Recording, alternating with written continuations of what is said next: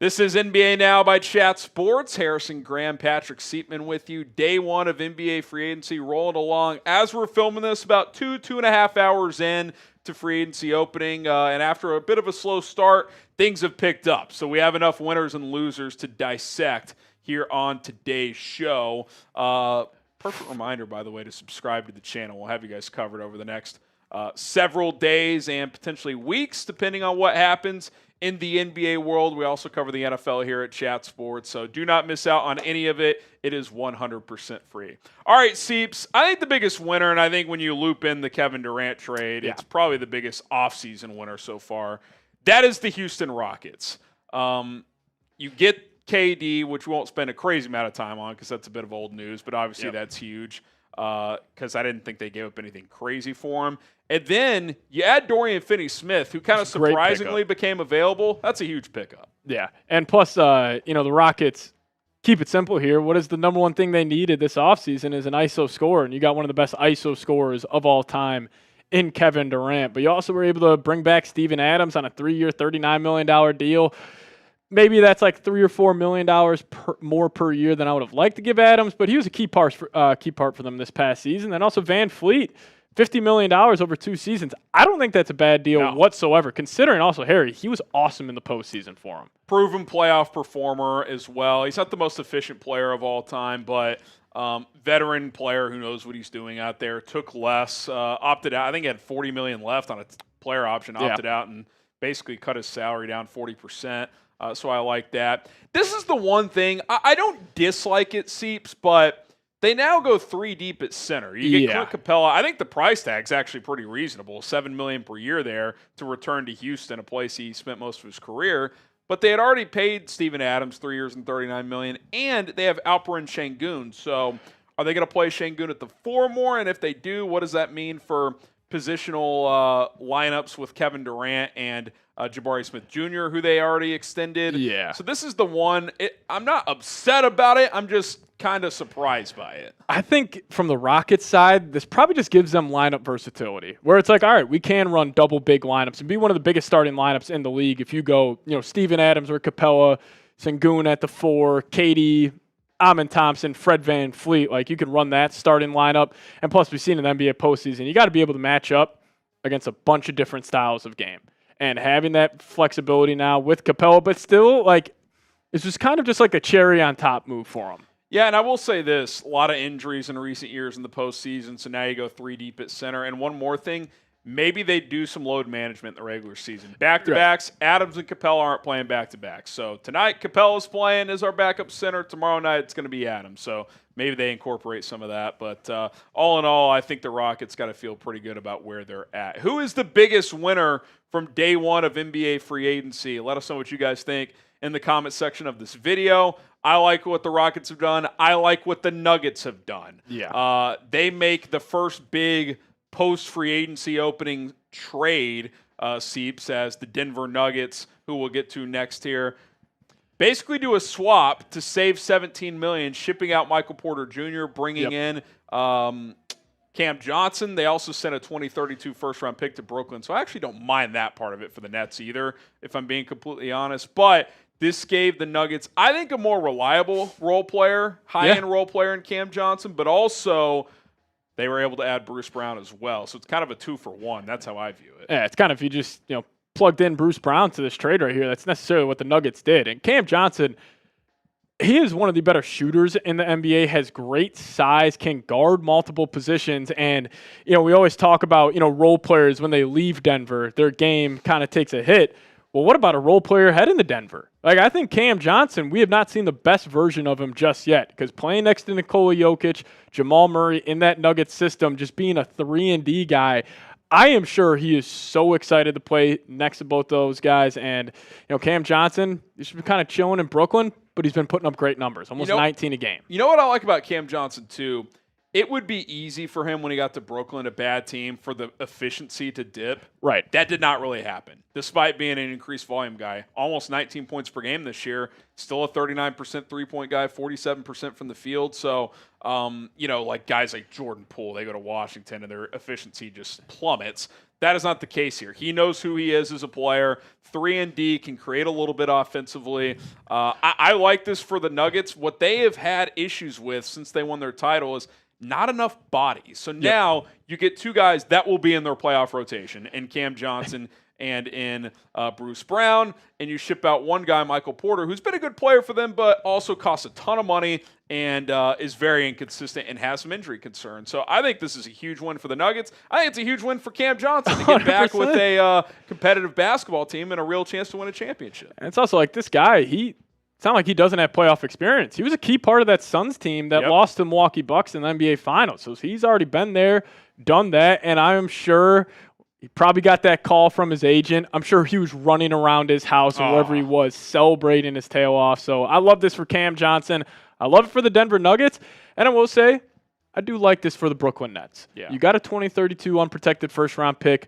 Jokic, I can't imagine he's going to be playing mid-late 30s by then. Yeah, I think that could potentially be a top 10 pick. So I like that for Cam Johnson and the Denver Nuggets. Yeah, if you're Brooklyn, just unload any asset. Like, you get as many draft picks as possible. That would be my advice. Jaren Jackson Jr. as well. To get a 5-year, $240 million contract, I mean, that's a good day for anybody. That's the biggest extension deal, whatever you want to call it. So huge win for him to get that deal. We can kind of just add Memphis into this conversation as a whole, because they've been pretty active. But I do think this is a clear signal that they're not moving Ja Morant. No. I think they're going to build around Jaren Jackson and Ja Morant.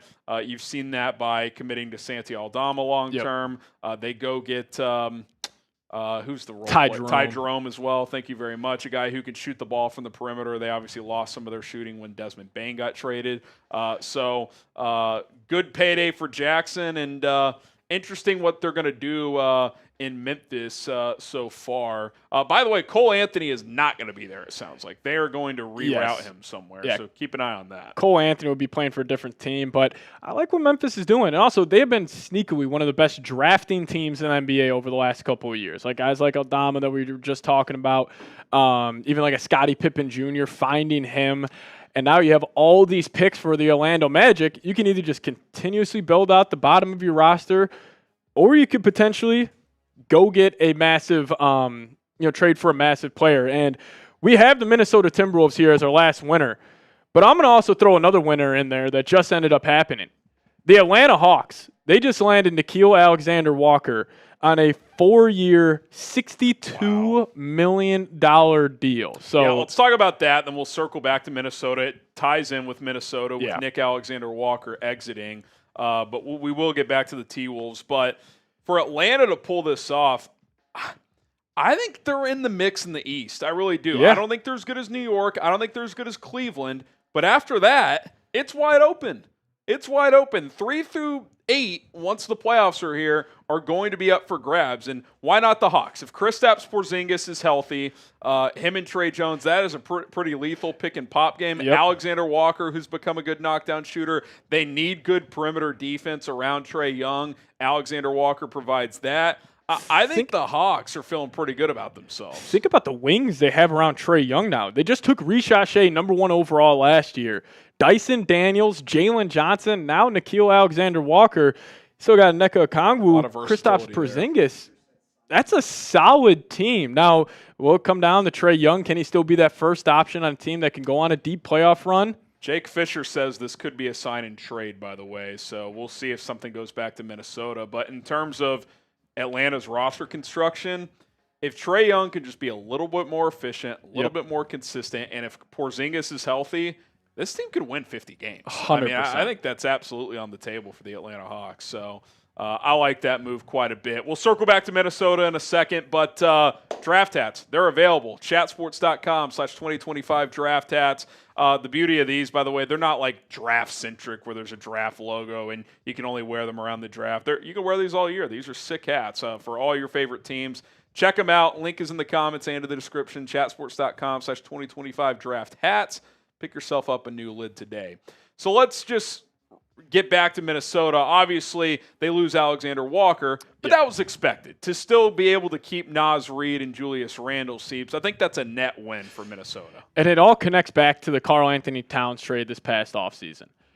They had to move off his contract because they knew guys like Naz were coming down the line. They were going to get paid. Now, I'm sure I don't know if when they traded for Randle, they viewed him as a long-term piece, but at around $55 million combined per year for these guys, I would take that over Karl-Anthony Towns. I think it's a rare win-win trade in the NBA. I mean, Randle was pretty damn good for Minnesota, actually kind of shook off those playoff, demons that he had. Yep. So that was good. Obviously had a couple bad games against the Thunder, but I think you needed to keep both these guys, and they did just that.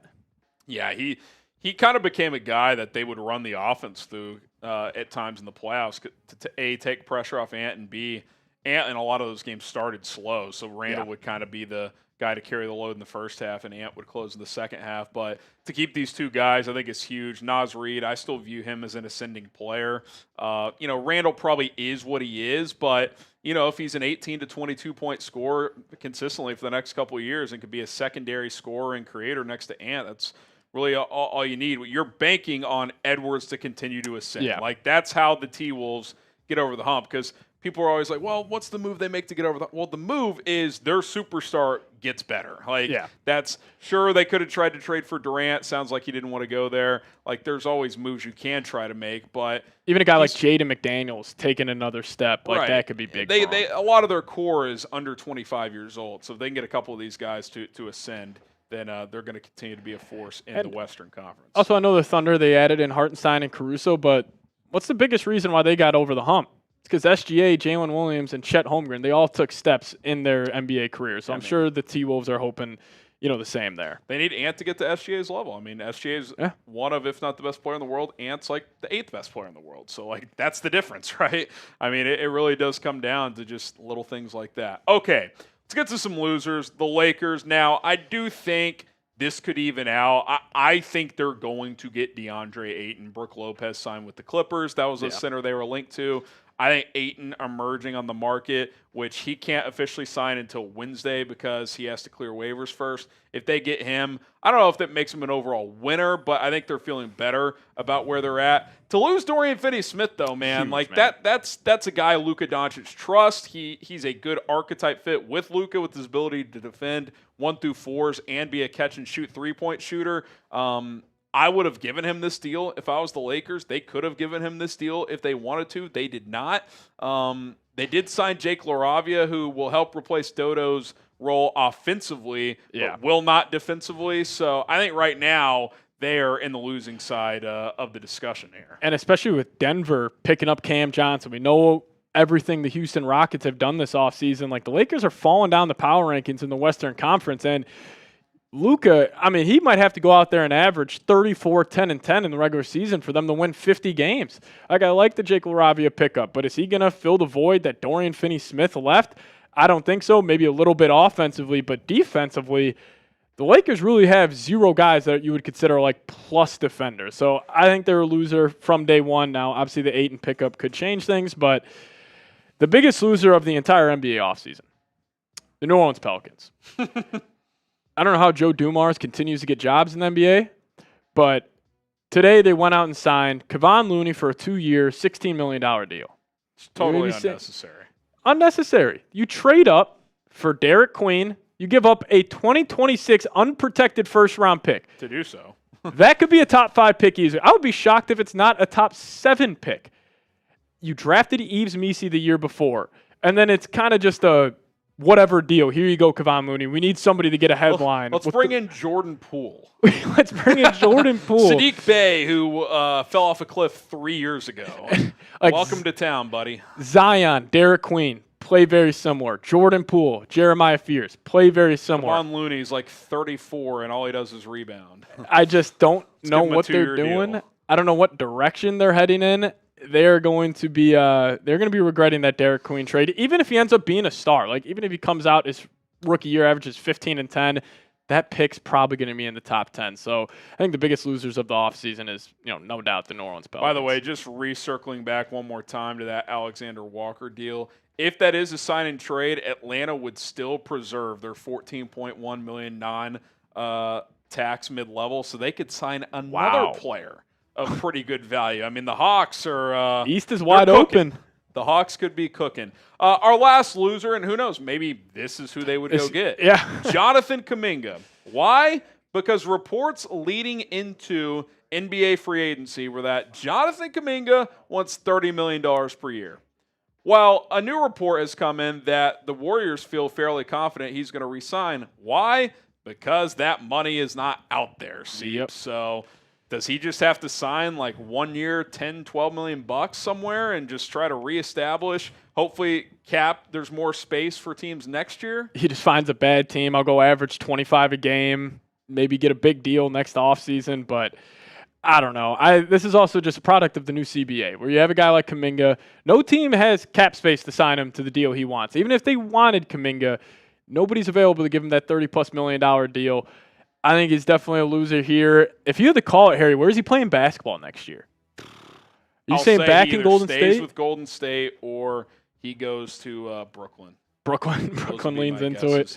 To tie a bow on the Hawks T-Wolves deal, 2027 second-round pick and cash to Minnesota. So okay, we'll see what that means for the Hawks in terms of still having their full mid-level, but keep an eye on that. But, yeah, Jonathan Kaminga, look, I think he's just a classic. He and his camp think he's better than he is. Right. And when you get yourself into trouble doing that. Wasn't there chatter last offseason he could have signed a deal for like $25 million $25 million a year. I mean, he should have done that. He absolutely should have done that. So he is our last loser at this point in time as we put a bow on early day one winners and losers of 2025. NBA free agency, we will continue to have you guys covered here at Chat Sports. So appreciate everybody for tuning in. But let us know, who's your favorite team and grade their moves so far. And if they haven't made a move, just say, insert team, no moves in the comment section below. But appreciate you guys for tuning in. Seeps and I will continue to have you covered. Don't forget to subscribe to the channel. We may or may not be live depending on when you're watching this. If we are, come hang out. And if not, we'll be live soon. Take care.